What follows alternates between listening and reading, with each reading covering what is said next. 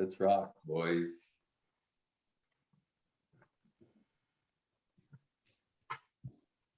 Y a-tu un numéro ou quoi?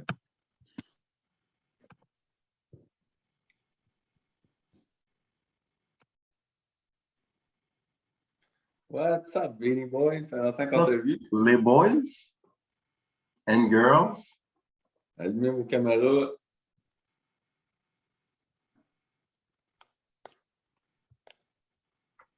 What's up, everybody? Allumez vos caméras. What's up, Vinny? Bordy, il faut faire t'allumes ta caméra. On a des nouvelles faces aujourd'hui. Ouais. Le gros Elliot, il est là. Alright, j'espère que vous allez bien. Avant qu'on rentre dans notre Zoom d'aujourd'hui, notre coach call, on fait notre routine, même chose que d'habitude. Un 25 jumping jack. OK, fait qu'on se lève. Béo, il est blessé à cheville, là, fait qu'il va se faire sauver aujourd'hui. Ouais, désolé. Et on passe ça dans 3, 2, 1, c'est parti, let's go! 1, 2, 3, 4, 5, 6, 7, 8, 9, 10, 11, 12, 13, 14, 15, 16, 17, 18, 19, 20, 21, 22, 23, 24, 25. Ouais, déjà.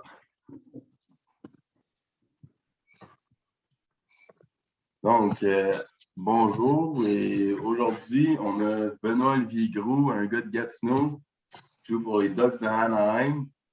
Donc, on est chanceux. Béo, il est embarqué sa glace avec nous autres cette semaine. La semaine passée, il est revenu en ville pour l'été. Puis aujourd'hui, ben, il va nous parler un petit peu de son expérience cette année. Puis il va nous expliquer un petit peu à quoi ressemble sa préparation durant son été. Fait que ce soit sa préparation physique, c'est où est-ce qu'il s'entraîne, avec qui, puis c'est quoi qu'il fait. Fait qu'il va tout vous raconter ça aujourd'hui. Fait que, Béo, je te laisse la parole. Si tu peux un peu nous expliquer juste ta saison cette année, comment ça s'est passé, puis comment ça s'est terminé. Ben oui, en partant, salut tout le monde, j'espère que ça va bien. Non, cette année, ça a été une année un peu différente. Pour ceux qui ne savent pas, j'ai commencé l'année dans la Ligue nationale avec les Ducks. C'était vraiment une expérience que je ne vais jamais oublier. Je m'en souviens, ma première game, fait mon warm-up, podcast. Je voyais mes parents juste dans le coin de la ville. Puis c'était vraiment un moment exceptionnel pour moi. Puis après ça, j'ai joué 19 games, je pense. Puis ça a vraiment bien été. Je me sentais vraiment à l'aise. Je me sentais pas intimidé. Puis après ça, les Ducks ont pris la décision de m'envoyer dans la Ligue américaine avec les Gulls de San Diego. Ça a vraiment bien été. J'avais beaucoup de temps de glace. J'ai produit. J'ai beaucoup appris des vétérans là-bas. Donc, je pense que c'était une année avec beaucoup de positifs, beaucoup d'apprentissage. Puis, non, je suis vraiment, vraiment excité de commencer mon unité d'entraînement la semaine prochaine. Puis toi, Béo, juste pour les kids le sachent, t'as quel âge? T'es né en quelle année? Moi, j'ai 22 ans. Je suis né en 2000. Je viens juste de tourner le 22 le 6 février. Ouais, fait que si tu viens de rentrer là, dans la Ligue nationale, c'est qu'un début. Exactement. Béo, toi, là, juste pour mettre les... Il y a des jeunes qui n'ont pas nécessairement écouté le premier coach call quand tu étais là, durant l'hiver. Toi, tu étais un gars de Gatineau, tu as joué dans le sport-études, tu étais dans les Intrépides. Ouais. Tu peux-tu juste nous dire vite fait ton parcours en 2-3 minutes? Oui, c'est ça, un petit background sur moi. Je suis né en France. Je pense que ça, il n'y a pas beaucoup de monde qui savent ça. Fait que je suis né en France. Mon père a joué en France là-bas. Il a rencontré ma mère. Après ça, on est déménagé au Canada quand j'avais environ 2 ans. J'ai joué tout mon hockey mineur pour les Intrépides à Gatineau. J'ai jamais joué une fois pour les Olympiques. Mon père a toujours été coach à Gatineau. Il a coaché les Olympiques pendant 12 ans. Après Après ça, ben, comme j'ai dit, j'ai fait mon hockey mineur à Gatineau. J'ai joué pour les Intrépides Midget 3 à Gatineau. Après ça, j'ai été repêché par les Moussets d'Halifax à 16 ans. J'ai joué pas mal toute ma carrière junior à Halifax. À 19 ans, j'ai été échangé à Moncton. Ça, c'était vraiment une belle expérience. C'était ma première fois que je me faisais échanger. Donc, c'est quelque chose qui m'a pris par surpris un peu, mais c'est quelque chose qui, je pense, qui m'a aidé à maturer vraiment beaucoup. Puis, c'est quelque chose que je vais toujours me souvenir dans le parcours, dans ma carrière, parce que c'est quelque chose qui était un peu dur pour moi, surtout être repêché à Halifax. Tu as un sentiment d'appartenance à ton équipe qui te fait confiance de ton jeune âge. Fait que ça m'a un peu fait mal, mais j'ai beaucoup appris de cette expérience-là. Après ça, j'ai tourné pro. Ben, je me suis fait repêcher à 17 ans par les Ducks d'Anaheim en deuxième ronde. Puis à 20 ans, je suis tourné pro. J'ai joué 1 an avec les Gulls de San Diego. Vraiment une belle expérience. C'était ma première année pro, comme j'ai dit. Fait que les gars étaient plus vieux, étaient meilleurs. Donc, il a fallu que j'ajuste mon jeu. Il a fallu que je me fasse des buts, que je me crée un nouveau mindset que je vais vous parler plus tard. Puis tout ça c'est venu à cette année, dans le fond, que j'ai fait mes premiers pas dans la Ligue nationale, / Ligue américaine aussi à la fin de la saison. Donc c'est pas mal ça mon background. C'est bon que tu aies parlé de te faire trader parce que ça m'est arrivé, ça l'arrivait à Vince, ça va arriver à la majorité d'entre vous. Des fois, quand tu te fais trader, là, ça peut être ça peut faire de la peine, ça peut filer comme une coupure, mais moi, je me souviens quand je me fais trader de l'Armada à Shawi, au début, je prenais ça comme une coupure, mais j'ai tellement eu du fun, j'ai vécu des belles expériences à Shawi quand même.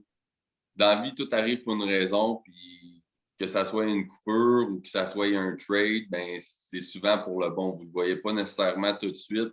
Il y en a sur le call, je le sais, qui se sont fait couper, qu'ils sont retroussés les manches, qui ont travaillé plus fort, puis aujourd'hui, ils sont en train de récolter les résultats qu'ils ont travaillé pour. Un trade, une coupure, ça fait partie du jeu qu'on joue, ça fait partie de la game. Il ne faut pas que vous vous laissez abattre par ça. J'ai une petite histoire pour ceux qui se sont fait couper, parce que moi aussi, je me suis déjà fait couper. Puis récemment, à part de ça. Fait que à 19 ans, junior majeur, justement avant de me faire échanger à Moncton, j'ai été au camp pour l'équipe des moins de 20 ans, Team Canada, les World Juniors. Puis tout le monde disait au début de la saison que c'était sûr à 100% que j'étais dans l'équipe, que ma place était déjà faite. Puis moi, je croyais à ça. J'avais vraiment hâte. Au camp. J'avais vraiment hâte à jouer. Parce que ceux qui ne savent pas, mon père a gagné le World Juniors en 2015 avec Connor McDavid, Max Domi, Tony Duclair, tous ces gars-là. Puis en fin de compte, j'ai fait l'équipe comme 13e attaquant au World Juniors. J'étais allé là-bas. Puis juste une journée avant que le tournoi commence, ils m'ont dit qu'ils n'allaient pas me garder puis qu'ils me retournaient à Gatineau. Puis je pense que ça a été une des plus grandes déceptions de ma vie. C'était la première fois que je me faisais couper de ma vie. Puis honnêtement, je ne savais vraiment pas comment aborder ça. Je ne savais pas qu'est-ce que j'avais fait de mal. Je ne savais pas pourquoi, je ne savais pas comment. J'avais aucune idée de ce qui s'était passé. J'étais complètement perdu. La journée après que je me suis fait couper, je me suis fait échanger à Moncton. Fait que c'était vraiment... Il y avait vraiment beaucoup de choses qui se sont passées en dedans de 24 à 48 heures en gros. Puis il a vraiment fallu que je prenne un pas de reculon vraiment pour tout analyser ce qui s'était passé, qu'est-ce que je devais faire de mieux, qu'est-ce que les coachs là-bas ils voulaient que je m'améliore, qu'est-ce que les personnes de Moncton voulaient que je sois dans l'équipe, quel rôle il fallait que j'aille. Puis je pense que tout ça, vraiment, avoir pris un pas de reculon puis vraiment tout analyser ça, je pense que ça m'a permis de vraiment prendre 2, 3, 4, même 5 pas vers l'avant. Je pense que ça a été un peu un gros déclic dans ma carrière, justement, à savoir vraiment qui j'étais comme joueur, savoir quel impact que je pourrais avoir dans une équipe. Puis je pense que tout ça, c'était clair avant, mais pas vraiment. J'avais un peu des doutes de temps en temps, mais là, après ce moment-là, je sais vraiment quel joueur il fallait que je sois, quel rôle que je pouvais avoir dans une équipe. Puis je pense que quand tu as des conversations comme ça avec toi-même, je pense que c'est là que tu grandis le plus. Je pense que c'est là que tu matures le plus. Puis c'est là que tu t'améliores le plus aussi en tant que joueur de hockey, mais aussi en tant que personne. Puis, Mais oui, je pense que. c'est quoi le déclic, BO, que t'as fait, qui t'a fait grandir de ce moment-là? C'est quoi la conversation entre toi-même? Puis quelle réalisation que tu es venu à OK, je vais faire ça différent? Ou... Mais moi, c'est quoi qui a changé? C'était plus mon mindset qui a changé. C'était, tu sais, comme avant, Zach, ça fait longtemps qu'il me connaît et ça fait longtemps qu'on se connaît vraiment beaucoup, en tout cas. Puis, tu sais, je sais que quand j'étais plus jeune, c'était toujours moi qui étais bon, c'était toujours moi qui était ci, qui était ça. Fait que, tu sais, je savais que j'étais un bon joueur de hockey, puis je pensais pas qu'il y avait d'autres mondes qui pouvaient soit être meilleurs que moi ou soit qui pouvaient faire une meilleure job que moi dans un rôle qu'une équipe me donnait. Puis quand j'ai eu cette nouvelle-là, c'est là que je me suis vraiment dit que mes efforts que j'allais redoubler d'efforts, que jamais, jamais, jamais, jamais j'allais encore avoir ce feeling-là. Puis ça a vraiment été mon mindset. Les personnes qui me doutaient, les personnes qui me doutent en ce moment, je me laisse vraiment pas attaquer par ça, je me laisse pas rabaisser par ça. Puis ça a vraiment été le gros déclic pour moi. Puis je pense que c'est vraiment pour ça que j'ai du succès au niveau professionnel en ce moment, justement. Mais c'est comment, exemple, puis tu sais, explique-nous, ça s'est pas fait ton pas de recul, là, puis ta prise de conscience, puis de te parler avec toi-même, ces discussions-là, là, ça a pris combien de temps? Tu sais, ça s'est pas fait du jour au lendemain, ça a été un processus avant que tu puisses analyser tout ça. Puis, c'est quelle aide tu es allé chercher, puis qui t'a aidé au travers de ce processus-là, puis t'a amené des nouvelles idées, des nouvelles consciences, tu sais? Ça l'a pris, je dirais que ça a pris environ 7 à 8 mois vraiment pour La moitié vraiment de avoir adapté un nouveau mindset, vraiment voir des changements au niveau psychologique, mettons, la façon que je pensais, la façon que je me préparais. Fait que je dirais que ça a pris un bon 8 mois avant que ça soit vraiment dans moi, avant que ça soit vraiment rendu mon identité.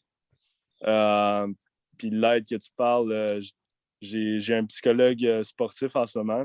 Il s'appelle Matthew Calderoni. Il habite à Toronto. Puis, tu sais, j'ai tout parlé de ces moments-là. Je me suis vraiment ouvert à lui. Puis, un mois, c'est pas vrai, 3 mois avant ma première saison professionnelle avec San Diego, il m'a dit, écoute, je sais ce qui s'est passé, je sais pourquoi tu n'as pas réussi, mettons, à performer à la hauteur de ton talent, whatever, au camp des World Juniors durant ta saison à Moncton. Il me dit, c'est parce que ton mindset, il n'était pas à bonne place. Tu te concentrais sur les choses qui n'avaient pas d'importance, que tu n'avais pas de contrôle. Puis ça l'a fait que tu perdais beaucoup d'énergie. Tu n'étais pas aussi focus durant les pratiques, durant les games, durant tes trainings. Puis tu sais, je pense qu'il faut que tu sois assez mature, il faut assez que tu te connaisses pour vraiment accepter que quelqu'un dise ça, parce que des fois, ça peut faire mal. Puis j'ai toujours été un gars comme ça qui détestait se faire dire qu'il avait besoin d'améliorer ça, qu'il avait besoin de faire ci, qu'il avait besoin de faire ça. Je pensais toujours que j'étais correct, que j'avais pas besoin de vraiment. Je savais que j'avais besoin de m'améliorer, mais je pensais pas à quel point il fallait que je m'améliore. Puis, en fin de compte, après ça, on a changé. Quand mon mindset a vraiment fait un 360, ça m'a permis de vraiment grandir comme personne. Puis là, je vois vraiment les résultats en ce moment. C'est vraiment fou, honnêtement. Puis dans la vie, puis ça, c'est une leçon que tout le monde cite, là, que tu joues à tombe, que tu sois midget. Tu sais, des fois, dans la vie, c'est bon de se faire réaliser des affaires, puis oui, des fois, ça fait mal. de se faire couper Team Canada, puis ça fait pas mal plus mal de se faire couper Team Canada que du Pee-Wee 2A, mettons, mais je parle, peu importe c'est quoi ton embûche, il faut que tu continues à travailler fort. Puis BO, s'il aurait lâché, il aurait peut-être même pas jamais joué dans la Ligue nationale s'ils auraient fait couper Team Canada, puis il aurait dit « Ah, ben là, je pensais bon, si, ça. » À la place de ça, il a retroussé ses manches, il continue à travailler, puis là, il joue dans la Ligue nationale. Je ne peux pas demander mieux. Mais je veux que vous reteniez quelque chose quand BO il a dit qu'il tirait son énergie parce qu'il ne mettait pas son focus à la bonne place. Puis la raison pourquoi il a fait un 360, c'est parce qu'il a changé son focus de place avec l'aide de son psychologue. Ça a pris plusieurs mois, mais c'est où est-ce que tu as mis ton focus, BO? Puis c'est quoi qui a fait changer ton focus de place? Maintenant, c'est rendu sur quoi ton focus? C'est quoi les choses maintenant, BO, que tu concentres à contrôler? Tu disais qu'avant, tu ne contrôlais pas nécessairement les bonnes choses. Maintenant, tu te concentres sur quoi? Sur ta... C'est ça, comme souvent, dans les dernières, dans les 2 dernières années, ça va vraiment bien, mais avant ça, pas mal toute ma carrière junior, honnêtement, c'était plus quand, OK, aujourd'hui, je vais jouer sur quelle ligne? Je vais être sur quel power play? Je vais être où sur le power play? Je vais jouer combien de temps? Puis, c'est pas, ça, c'est des choses qui vraiment qui t'enlèvent de l'énergie, que tu contrôles pas, qui t'enlèvent de l'énergie. Honnêtement, c'est pas des choses importantes, là, tu sais. C'est Pas des pas choses ta game à importantes. toi, tu sais. Exactement. Puis, qu'est-ce que j'ai vraiment changé, c'est toujours avant mes pratiques, je me dis toujours un objectif que je veux améliorer. Soit que j'aimerais ça essayer de changer l'angle de mon tir plus souvent. J'aimerais ça protéger ma rondelle plus longtemps. Puis je me fixe toujours un objectif durant les pratiques. Puis ça m'aide. C'est fou, honnêtement, comment ça l'aide durant les games. Avant les games, je fais toujours un peu de visualisation. Je dirais avant, comme moi je prends toujours, je fais toujours une sieste environ vers 1h30. Fait qu'à 1h, je fais environ 15 à 20 minutes de visualisation de qu'est-ce que j'ai fait durant ma semaine, durant les pratiques. Puis des fois, ça m'est arrivé pas mal souvent cette année que je pratiquais un move ou n'importe quoi. Les choses que je me fixais, c'était plus souvent comment je pourrais tirer puis changer mon angle, comment je pourrais protéger ma rondelle plus longtemps, puis comment je pourrais essayer de battre un défenseur 1 contre 1 direct quand j'arrive dans la zone, avec beaucoup de vitesse. Ça, c'était mes 3 choses principales durant pas mal toute l'année. Puis des fois, c'était fou. Je pratiquais un move durant ma pratique. Je faisais ma visualisation le lendemain ou 2 jours après ou whatever. Puis j'arrivais dans la game, je faisais le move exact. Puis plus souvent que non, c'était soit une passe, soit un but. Fait que moi, ça. Puis j'ai même des preuves, honnêtement. J'ai comme un peu des frissons par de ça, parce que c'est vrai. J'ai jamais cru à ça de toute ma vie. Puis ça fait 2 ans que je fais ça, puis c'est sûr que je vais faire ça toute ma carrière. Puis, juste pour que vous le sachiez, fait que BO, il se met des objectifs avant ses pratiques, mais il y a aussi une vision de son futur. C'est un petit peu plus personnel, mais à tous les jours, BO, il ouvre son téléphone, puis il lit sa vision de qu'est-ce qu'il va avoir dans sa carrière NHL.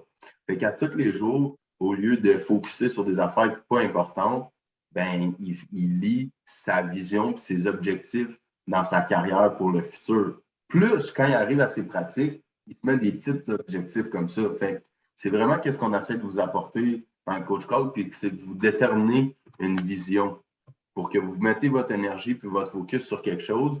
C'est comme ça qu'après ça, ça va bien, puis vous êtes capable de faire les actions nécessaires. Puis comme Béo, il dit c'est ridicule, ça le fait tout seul à un moment donné. Tu mets ton focus à quelque part, tu pratiques, ça le fait tout seul dans une game. Ça devient une routine. Puis une routine, qu'est-ce que ça l'amène? Ça l'amène.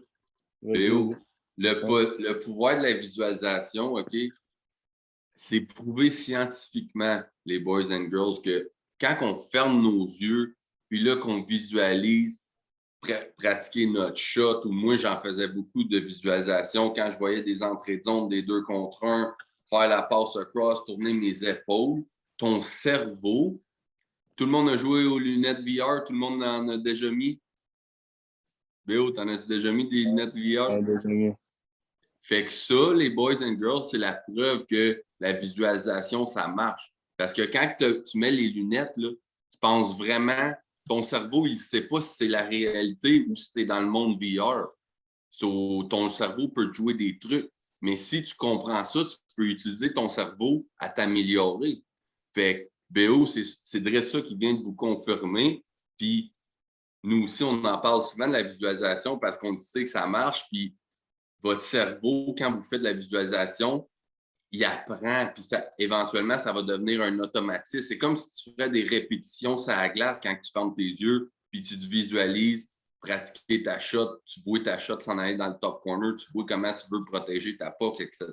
Fait que quand tu arrives dans la game, tu as pris un 15-20 minutes le jour avant ta game ou le jour même de ta game, ton cerveau, il a déjà vécu les situations que tu vas aller pratiquer, que tu vas aller vivre ou jouer. So, je vous encourage d'en faire. Moi aussi, quand j'ai commencé, ça m'a pris du temps. Mes coachs de goaler me disaient tout le temps, visualise-toi faire les bonnes arrêts-clés, être en contrôle dans ton net, si, ça. C'est pas un travail qui se fait du jour au lendemain que tu vas être capable de faire de la visualisation, mais en le pratiquant tous les jours, vous allez voir, ça va devenir de plus en plus facile. Puis moi, avec les années, je m'ai tellement pratiqué à faire de la visualisation que c'était insane. Comme Béo dit, moi tout, quand je faisais de la visualisation, je voyais les saves que je voulais faire, être en contrôle dans mon net, je l'étais quand que je prenais ces 10-15 minutes-là à visualiser. So, je vous conseille de tout l'essayer. Vous allez voir les résultats, c'est mental, la visualisation. Puis aussi, la visualisation, à un moment donné, si vous commencez, ça va devenir une routine. Puis une routine, qu'est-ce que ça l'amène? Ça l'amène énormément de confiance. Puis la confiance, quand tu joues au hockey, c'est ça qui est le plus important. Si tu n'as pas de confiance, ça va être dur à un moment donné. De plus en plus tu vas grandir, ça va être dur. Fait que si vous pouvez vraiment comprendre ça à un jeune âge, qu'une routine, soit de visualisation, soit de n'importe quoi de qu'est-ce que vous faites, ça l'amène énormément de confiance. Puis moi, je connais Béo depuis qu'on est jeune. Puis les autres routines que Béo y avait quand il était jeune, comme tu dis, c'était peut-être pas la visualisation quand on était jeune, mais c'était son entraînement, sa discipline sur la glace, sa discipline dans sa nourriture, toutes ces petites choses-là qui faisaient en sorte que c'était une routine, mais ça bâtissait non seulement sa discipline, mais ça augmentait sa confiance aussi. Puis BO, depuis qu'on est jeune, ça a été, comme il disait, c'était lui dans l'équipe qui était le plus discipliné, qui travaillait le plus fort. Puis tout ça, ça l'emmenait la confiance puis la discipline. Puis c'est ça c'est la raison pourquoi il est là aujourd'hui. Puis où ce qu'il est là, c'est parce qu'il l'a travaillé, puis il mettait les bouchées doubles quand on était jeune, plus que toutes les autres. Mais ça n'a pas besoin d'être des grosses affaires. C'est des petites choses, c'est des petites routines que tu accumules, puis qu'éventuellement, ça crée ta discipline, ta confiance, puis ça t'apporte toutes ces belles petites choses-là. Exactement. Puis Béo, parle-nous donc, exemple, là, toi, tu reviens ici l'été, tu finis ta saison, puis c'est quoi que tu fais comme entraînement? C'est à quoi que ça ressemble? C'est où est-ce que tu t'entraînes? C'est quoi ta routine à l'été, BO? Quel genre d'entraînement, autant de nutrition, même nutrition? Quel genre de sacrifice que tu fais? Explique-nous ta discipline pour que les jeunes ils comprennent que, tu sais, on avait parlé un moment au téléphone, là, puis Joël, il disait que les joueurs de hockey, c'est des entrepreneurs, c'est des businessmen parce que, veux pas, tu es ta propre business, il faut que tu fasses grossir ta business, il faut que tu prennes soin de ton corps, de ta business, autant alimentation, autant training. Fait que c'est quoi? Quel genre de discipline que tu as à l'été? Quel genre de sacrifice que tu fais pour faire sûr de t'améliorer à chaque année? Ça ressemble à quoi ta routine?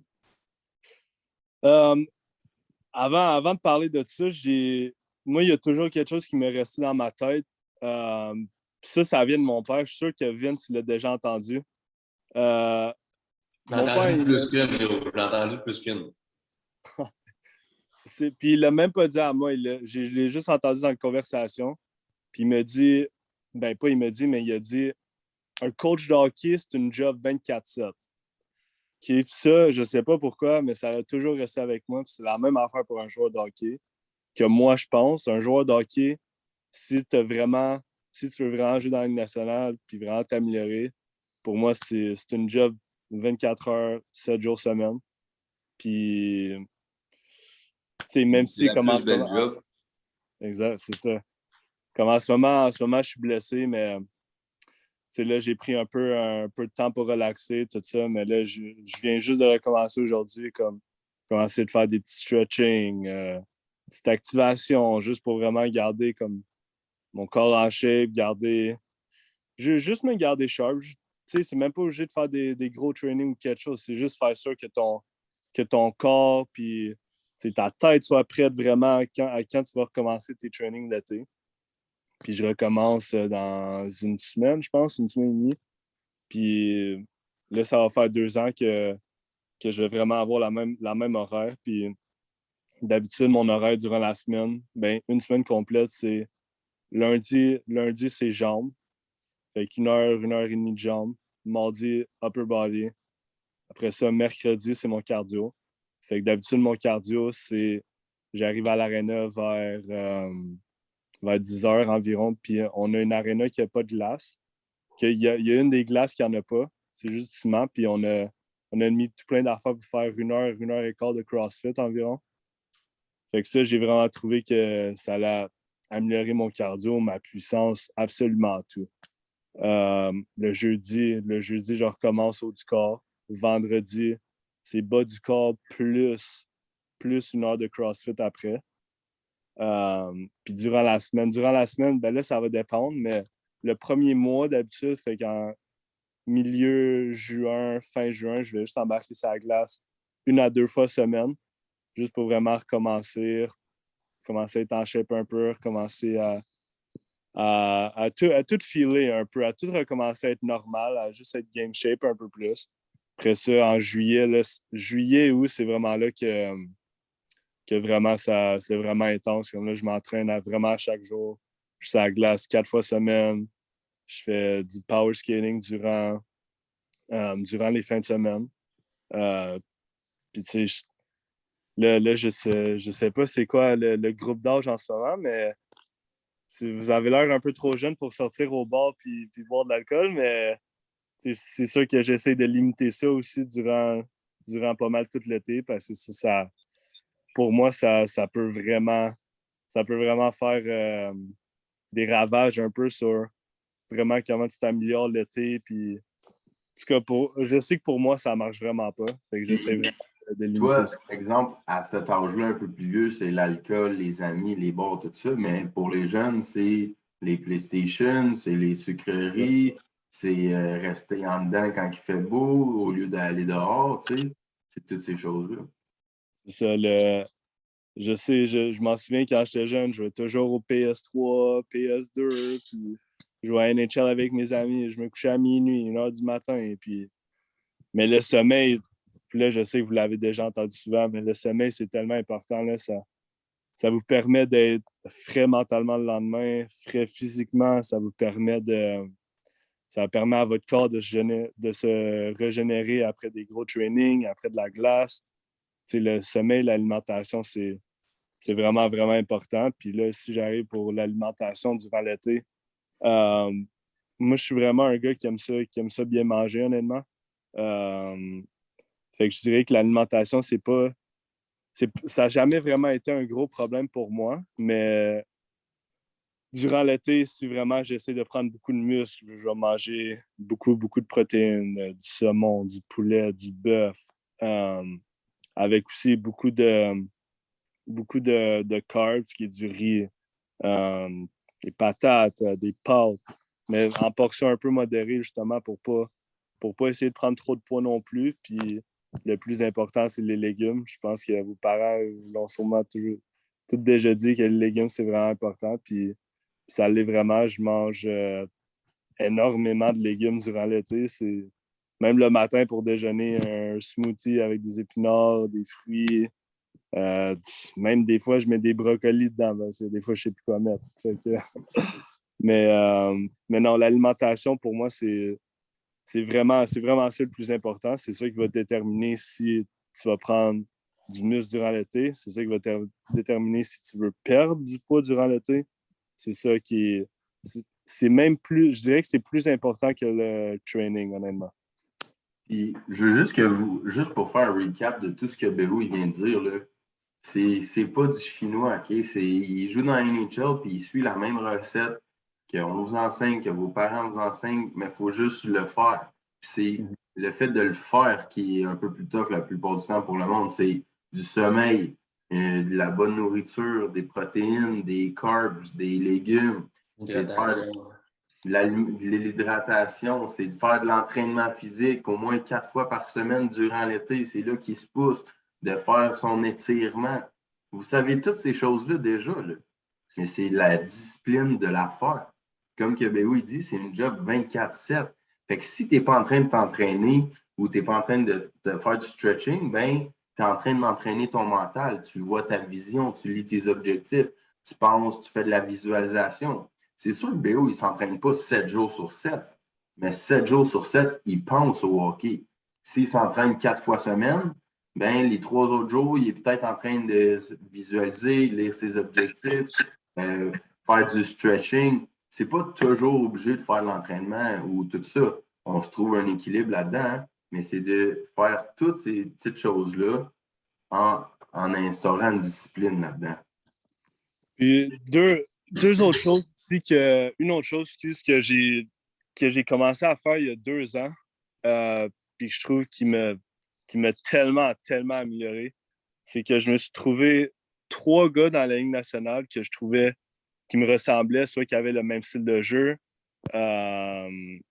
soit qui avaient une protection, de la façon qu'il protégeait sa rondelle, que j'aimerais ça être comme lui. Fait que j'ai pris 3 gars. Moi, mes 3 gars, c'était Pierre-Luc Dubois, que je m'entraîne avec durant l'été. Anthony Cirelli, qui joue à Tampa Bay en ce moment. Puis Nazem Kadri, qui joue avec Colorado en ce moment. Ça, c'est les 3 gars, je dirais, que j'essaie d'imiter ma game un peu à eux. Fait que j'ai vraiment décortiqué. Des fois, je regardais des games ou juste des vidéoclips de eux, puis vraiment décortiquer leur game, la façon qu'ils protègent leur rondelle, la façon qu'ils rentrent en zone neutre, la façon qu'ils se créent de l'espace, la façon défensivement, la façon qu'ils prennent des mises en jeu. Fait que moi, je sais que ça m'a vraiment, vraiment beaucoup aidé. Puis dès que j'arrivais sur la glace, je le pratiquais, je le faisais à répétition pas mal à 2-3 fois semaine. Puis je sais que durant l'année, ça m'a tellement aidé, c'est fou. Fait que le fait de trouver 3 joueurs qui te ressemblent ou qui t'inspirent à être, puis tu les as étudiés toute l'année, probablement, tu regardais leurs games, leurs vidéos, tu apprenais d'eux autres, puis après ça, tu étais capable d'emmener ça dans ta game. Exactement. Fait que ça, c'est tous des petits trucs aujourd'hui. Là, si ça serait bon que vous preniez des notes puis que vous écrivez les choses qu'on a partagées avec vous autres, de se trouver 2 à 3 joueurs dans la NHL à qui que vous aimez ou que vous aimeriez ça ressembler. Allez les étudier. Faites les choses que Béo vous a dit, c'est de s'entraîner, faire tout le corps, beaucoup de cardio, du crossfit, bien manger, s'hydrater, se créer de la discipline, le pouvoir d'avoir une vision, un objectif, faire de la visualisation, toutes ces choses-là, c'est ça qui rend un joueur de hockey à la NHL. Aussi, là, exemple, BO en ce moment, il est blessé. Mais comme il vient de vous dire, c'est 24/7 si vous voulez faire. Si vous voulez jouer au top des tops et être avec les meilleurs, il faut que vous preniez ça 24/7. Fait qu'aujourd'hui, BO, il est blessé. Mais il a quand même fait de quoi pour se préparer, s'améliorer à sa prochaine saison, à revenir de sa blessure. Il a fait une petite activation aujourd'hui, il a fait des entraînements. Soyez smart. C'est pas de faire des jambes 7 fois semaine. Non, c'est de prendre soin de ton corps à tous les jours, 24/7. Essayer de t'améliorer de 0,1% à tous les jours. Que ce soit en faisant du stretching, en ayant une meilleure nutrition, peu importe c'est quoi l'aspect de votre game qui a besoin d'amélioration, à tous les jours, vous pouvez faire de quoi pour vous améliorer. Puis ça va faire. Il n'y a rien qui se fait du jour au lendemain. Mais si vous avez ce mindset-là à partir d'aujourd'hui, vous allez voir, votre game, elle va changer d'ici 6 mois, 1 an. OK? C'est pas en le faisant une semaine que ça va changer. C'est day in, day out, à tous les jours, step by step, day by day. Vous faites de quoi pour vous améliorer, puis éventuellement, vous allez récolter les résultats de vos efforts. C'est un mindset que vous ayez. Soyez patient avec vous autres même aussi. Comme Béo, il a dit, ça fait 2 ans qu'il fait de la visualisation. Fait que si tu es Alex Lawless, puis tu as 8 ans, puis tu viens d'entendre ça de quelqu'un de 22 ans qui joue à la Ligue nationale, ben, ça devrait t'allumer une lumière dans ta tête en disant peut-être que je devrais commencer avant que j'aurai 20 ans. Je vais être encore meilleur. Le plus vite tu vas faire ça, le meilleur tu vas être. Fait que, vous pouvez réécouter le Coach Call si jamais vous avez oublié des bouts. Il y a tout le temps le Coach Call sur notre site Internet. Le Coach Call avec BO va être là. Puis, c'est ça. Rappelez-vous, BO, là, changer son mindset et changer son identité, ça a pris 7 à 8 mois. C'est quasiment 1 an complet. Fait que soyez pas trop dur sur vous autres. Si tu penses ou tu mets pas ton énergie aux bonnes places, c'est 7 à 8 mois de focuser son énergie, mettre des routines, faire de la discipline, puis éventuellement, ça fait partie de toi. Fait que faites confiance au processus. Vous êtes tous jeunes, vous avez tous plein d'énergie, puis vous avez accès à plein de belles ressources. Fait que prenez votre temps, faites-vous confiance. Puis est-ce qu'il y en a sur le carré qui aimerait ça poser une question à BO? Benoît Olivier. Y en a-tu d'entre vous autres? Faites pas vos gênés, là, il va pas mal. Pas méchant. Il n'est pas méchant, puis il n'y a aucune question niaiseuse. Même si ça n'a pas rapport avec le hockey, tu peux lui demander pareil. Oui, regarde une question, regarde. Oui, regarde. Pendant ton parcours, est-ce qu'il y avait des choses que tu avais de la difficulté à faire?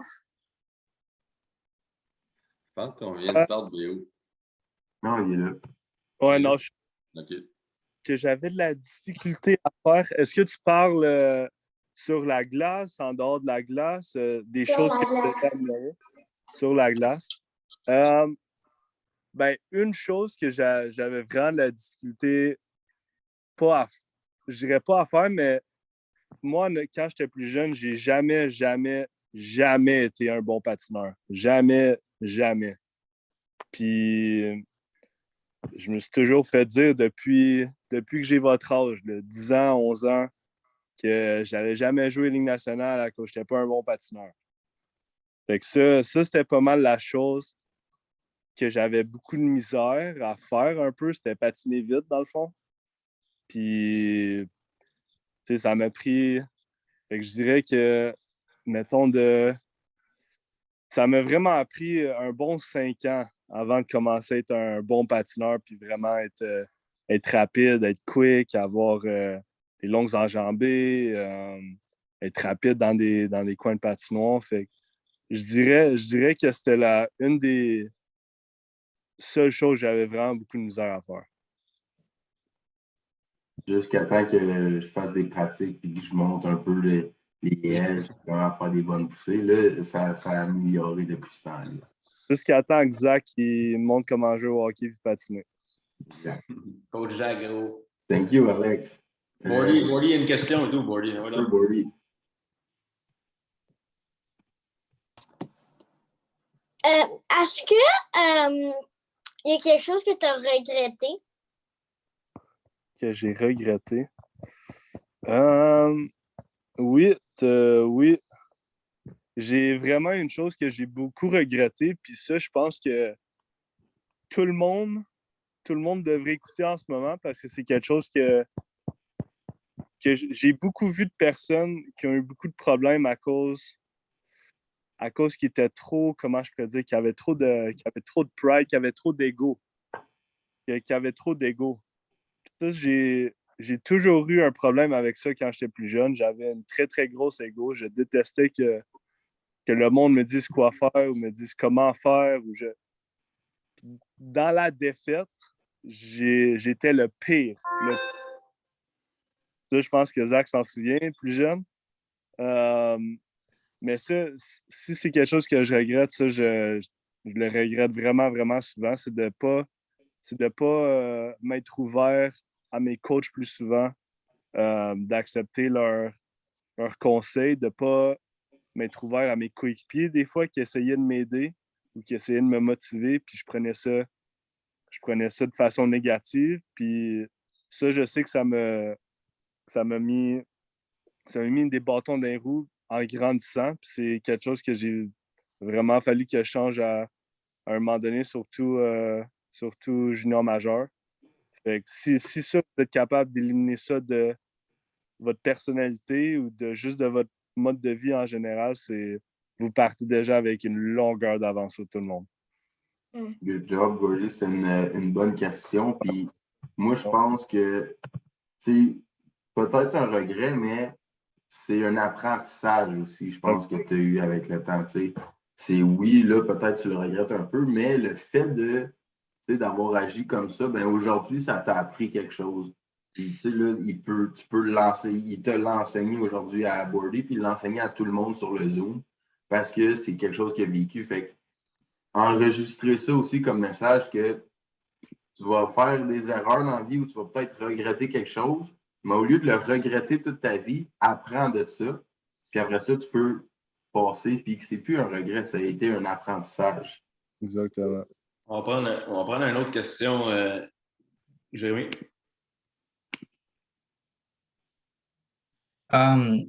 Est-ce que tu dépends de tes stages, tu regardes les petits stages, tu as 2 points en 15 matchs, puis tu dois faire quelque chose?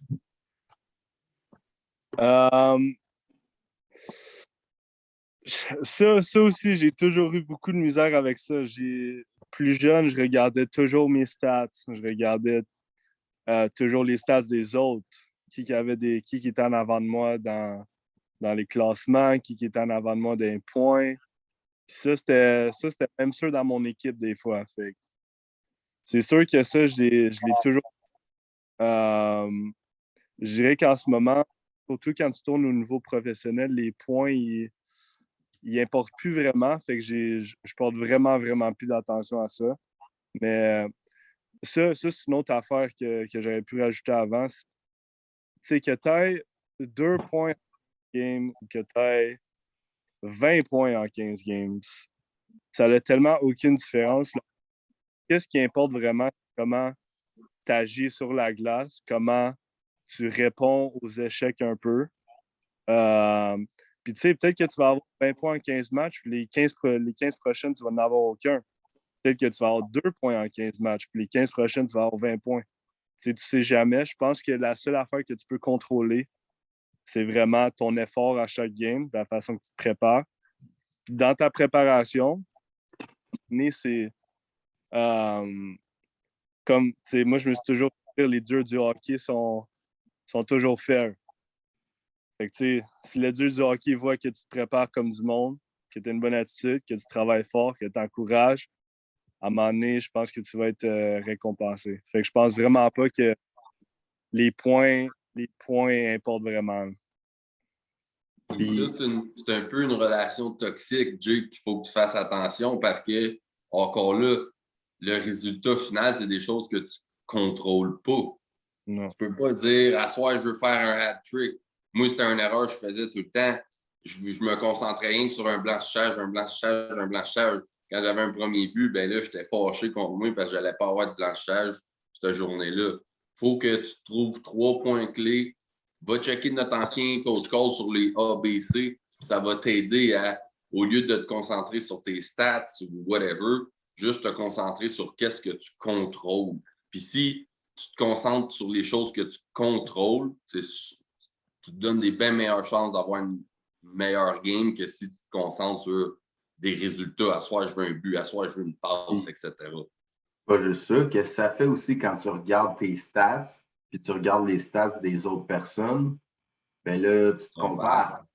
Tu te compares, puis là, ben là, tu es moins bon ou tu te tapes sa tête parce que tu penses que tu n'as pas bien performé l'an dernier game, puis lui, il a eu plus de stats que toi. Fait qu'au final, regarder les stats, ça ne te fait aucun bien. Ça fait juste te taper sur la tête, te comparer aux autres, puis ça te fait perdre ton focus. Fait qu'oubliez ça, les stats, c'est pour les gars d'Arena.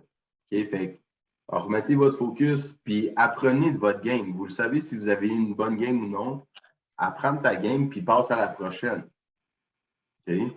Good question, Jay. Meg, une question? Je me demandais, c'est quoi ton entraînement en général? Je veux dire, c'était quoi ton type d'entraînement physiquement ou encore mentalement? Physiquement, je dirais que pour moi, l'affaire que j'essaie vraiment, vraiment d'améliorer, c'est la puissance dans mes jambes. Sans vraiment en faire trop. Comme que Coach Storm il disait, tu n'as pas besoin de faire 7 trainings de jambes par semaine pour vraiment avoir une différence. Tu sais, comme moi, ce que je veux améliorer, c'est de l'explosion dans mes jambes. Puis, tu sais, j'en fais 2 fois semaine avec. Tu sais, je me concentre sur ça, la glace aussi. Fait que je dirais que l'explosion, c'est vraiment l'affaire que je me concentre le plus. Puis mentalement, moi, je pense que pour le restant de ma carrière, honnêtement, ça va vraiment être mon mindset. Je pense que c'est ça qui est le plus important en ce moment, surtout quand tu tournes professionnel ou même plus jeune. Si j'avais eu un bon mindset, je pense que j'aurais été vraiment un meilleur joueur plus jeune. Puis je pense que j'aurais été concentré sur les meilleures choses, les choses qui n'avaient pas besoin de distraction. Puis je pense que si c'est vraiment un point que tu veux améliorer, je pense que moi, je me concentrais sur l'aspect mental avant physique, surtout à un jeune âge, parce que je pense que c'est ça qui est le plus dur à améliorer, puis le plus dur à s'en rendre compte un peu que tu as besoin d'un mindset. Mais non, c'est pas ça, c'est une autre question aussi. Puis encore une fois, comment qu'on fait pour améliorer notre mental, le mindset? C'est de se fixer un objectif puis de mettre notre focus puis notre énergie là-dessus. Puis de prendre puis d'aller chercher des connaissances. Si BO, il n'y aurait jamais eu un nouveau mindset tout seul ou sans personne. Il s'est pris un psychologue sportif, il a travaillé avec lui. C'est comme devenir meilleur au hockey. Tu as des coachs. Mais pour devenir meilleur au mental, il faut que tu ailles des coachs, il faut que tu t'informes, il faut que tu ailles lire des livres, des vidéos. Ça ne va pas tomber du ciel comme ça. Il faut que tu investis autant dans le hockey que dans ton mental. Ça ne va pas arriver tout seul. Il faut que tu investisses en toi-même aussi.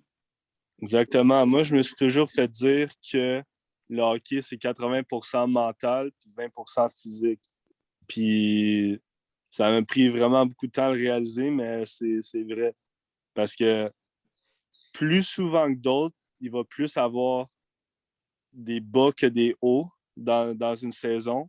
Mais c'est comment tu vas gérer tes bas, comment le plus fort que tu es mentalement, le plus vite que tu vas te relever d'un échec. Même pas besoin d'être un échec, plus vite que tu vas te relever d'un 0 point en 15 games ou d'un 2 points en 15 games, whatever. Ça, je pense que c'est vraiment qu'est-ce qui détermine un bon joueur d'un joueur correct.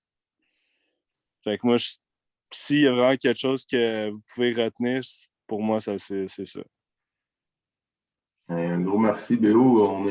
On a déjà pris un peu plus de ton temps. Non, pas de trop. Je voulais te dire un gros merci pour le coach call. Ça a été super pertinent. J'espère que les kids ils ont pris des notes, puis ils ont pris des notes, puis ils ont aimé le coach call puis l'expérience. Fait que je te souhaite un bon rétablissement. Juste une petite affaire, Zach. Si vous avez des chums, des amis dans vos équipes, des frères, des sœurs, peu importe qui jouent au hockey, puis tu penses qu'il y a quelque chose qu'on a parlé aujourd'hui ou dans les anciens coach calls qui pourrait les aider, ben donne-y ton téléphone, monte-y les coach calls. Fais-y écouter. Peut-être que tu vas peut-être changer la vie d'un de tes coéquipiers, un de tes amis, un de tes frères, peu importe. N'ayez pas peur de montrer le contenu que vous avez entre les mains à vos amis, à vos coéquipiers, etc. Puis, un bon point, tu viens de me faire penser à quelque chose. Bien souvent, là, vous allez regarder le coach call aujourd'hui, puis il n'y a rien qui va avoir cliqué peut-être. Mais si tu le regardes 2, 3 fois, ben la troisième fois, peut-être que tu vas comprendre quelque chose que tu n'avais pas compris la première fois. Moi, ça m'est arrivé plein de fois là, de regarder une vidéo de développement mental, puis là, je le regarde, puis là, je ne comprends rien, mais la quatrième fois que je l'ai regardé, là, j'ai compris quelque chose que je n'avais jamais vu avant. Fait que c'est ça l'importance de la répétition dans les vidéos puis dans toutes ces choses-là. Et fait que, good point. Allez regarder les vidéos puis suggérez-les à vos amis. Ben, je te remercie bien gros, mon BO, puis Yes, merci bien gros, BO. Bien on apprécié. fait un thumbs up, vous dire merci à BO, tout le monde. Bien sûr. Billy Bonne Poirier, saison, bien sûr, bon Billy Alex, training. bien sûr, gros. Hey, Let's Yes, go. sir. Thank you, mon BO. Hey, merci à vous. Machine, gros. OK, ciao, tout le BO. monde. Thank you, le gros. Bien sûr, Bon pas de été. trouble. Salut, merci, boss. Ciao. Salut. Ciao, Elliot la flèche. Ciao, mes gars, l'antigraphe. Bye.